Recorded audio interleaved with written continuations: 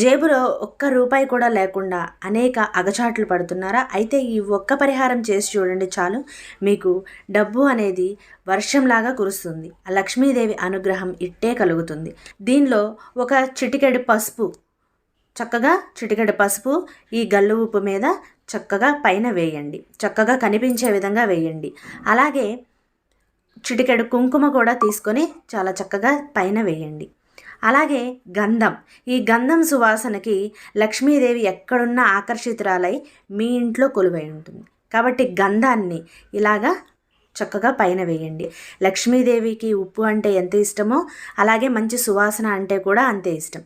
కాబట్టి ఈ ఉప్పులో ఈ గంధం అనేది ఏదైతే వేసి ఉంచామో దాని మీద ఈ రూపాయి బిళ్ళని వేసి ఉంచండి. ఇప్పుడు ఈ బౌల్ని తీసుకెళ్ళి చక్కగా మీరు పూజా గదిలో పెట్టుకోండి.